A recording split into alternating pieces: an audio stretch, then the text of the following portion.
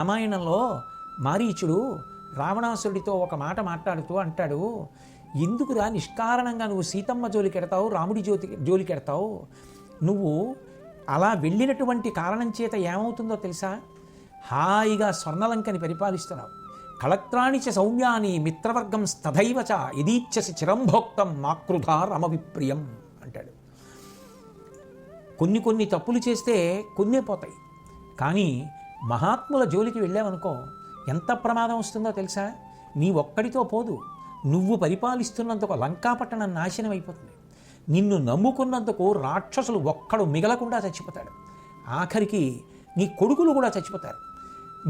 నిన్ను నమ్మినందుకు నీతో కలిసి పుట్టినటువంటి వాళ్ళు చనిపోతారు. కుంభకర్ణుడు చచ్చిపోలా, విభీషణుడు అంటే వదిలిపెట్టి వెళ్ళిపోయాడు కాబట్టి బతికాడు.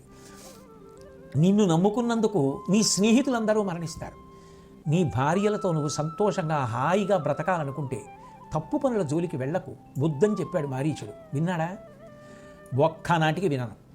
నువ్వు నీ చెప్పినట్టు విని సీతాపహరణానికి సహకారం చేస్తే రాముడి చేతిలో చచ్చిపోతావు, మాట వినకపోతే నా చేతిలో చచ్చిపోతావు. నీకెవరి చేతిలో చావు కావాలన్నాడు.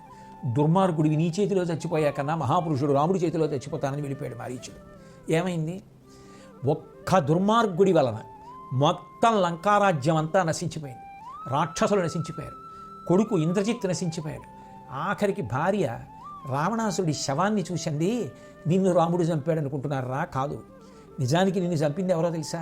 నీ ఇంద్రియములు చంపేసాయి తప్ప రాముడు చంపలేదు.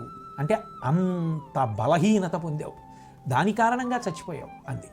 అంటే చిట్ట చివరికి రావణాసురుడు సంపాదించుకున్నటువంటి మూట ఏమిటి అంటే అపకీర్తి. ఆయనని నమ్మి ఆయనతో కలిసి ఉన్నవాళ్ళు ఎవరు బతికారు? అందుకే అంటారు, స్వామినా ప్రతికూలేనా ప్రజా తీక్ష్ణేన రావణ రక్షమాణ నవర్ధంతే మేషా గోమాయునాయధ అంటాడు మారీచుడు. ముందు మేకల మంద పెడుతోందనుకోండి, వెనకాతల ఎవరో ఒక వ్యక్తి మేకల్ని కాపాడడానికి వెళ్ళాడు అనుకోండి, మేకల్ని రక్షిస్తాడు. మేకల వెనకాతల తోడేలు వెళ్ళిందనుకోండి, లేకపోతే ఓ నక్క వెళ్ళిందనుకోండి రక్షించడానికి, మేకల్ని తినడానికి బయట నుంచి ఎవరు రావక్కర్లా, ఎవరు రక్షించడానికి వెళ్ళారో వాళ్ళే తినేస్తారు. నువ్వు దుర్మార్గుడితో కూడి ఉంటే నిన్ను తినేయడానికి, నిన్ను పాడి చేసేయడానికి ఇంకా ఎవరో అక్కర్లేదు.